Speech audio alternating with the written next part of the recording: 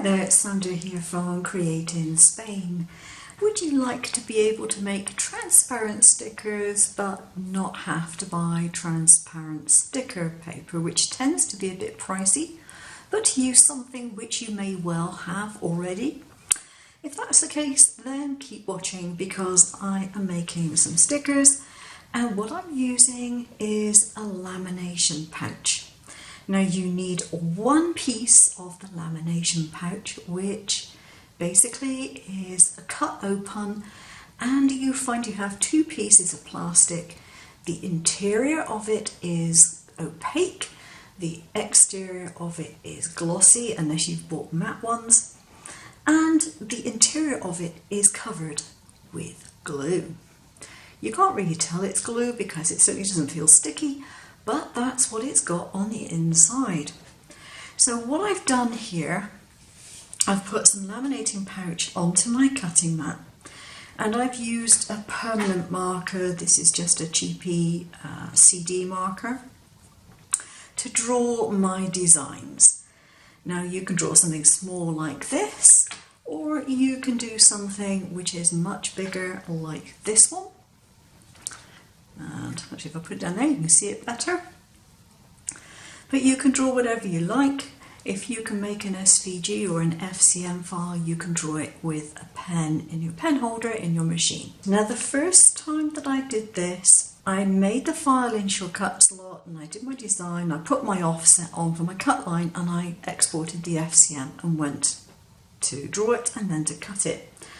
But what I found was that, I can show you one here which you might be able to see, my cut line was ever so slightly off. Now I've checked the calibration on my machine and my calibration is fine. And in fact if I do a print and a cut, it's perfectly alright. So what must be happening is the pen must be ever so slightly off center when it's going into the machine. Now I'm using a Brother pen holder and it's doing that. So yeah, not wonderful. So what I did this time round was I did all my designs with my pen, and I had saved my outer cut line file, and I basically scanned this as if it were a background, put my cut file in and just adjusted it, and it just needed one tiny little spacer to the right and that lined it up perfectly, and then I set it to cut. Now if you've grouped all your cut lines, you only have to move it for once, you don't have to move it for each individual thing, so that's what I would recommend you doing. And now I have all these cut out and the cut line is where it should be. So, I mean, it wasn't horrendously out, but it was out enough to annoy me. Being a bit OCD about it. So, you'll have to experiment to see which pens will work on your particular lamination pouch. But bear in mind, you are drawing on the sticky side of it, not the shiny side. Now if you're going to do any words and you're going to put it on the inside, then do reverse your text. Otherwise it's going to be back to front, and that would not be particularly clever. Now because these are drawn with a permanent marker, I could colour these in if I wish, just as I did with the much larger leaf. And in fact, you'd probably be surprised at what I used to colour in that leaf, because I didn't use alcohol markers, which you might have thought was the obvious choice. No, I just used normal water-based felt tip pens and water brushes. I have a whole variety of different brands of watercolour brushes, and I used different ones on here.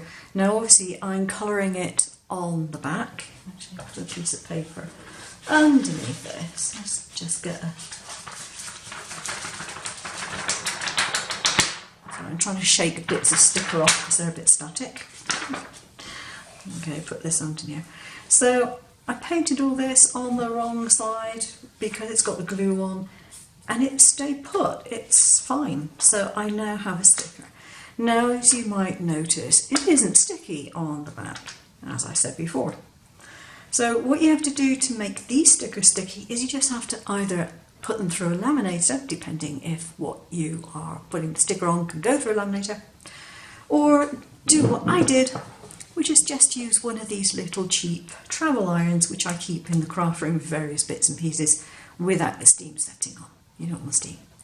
So all I did to put mine on, and I've got one here somewhere that I put on a piece of card, there we go.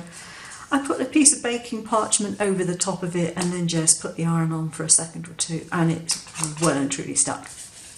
So I end up with a really nice sticker, and I didn't have to buy special sticker paper to do it because I've got lots of laminating pouches, and these days laminating pouches are so popular they're actually quite cheap. So there we are, that's how you can make some very nice stickers, and you don't have to worry about getting special stuff in to do it.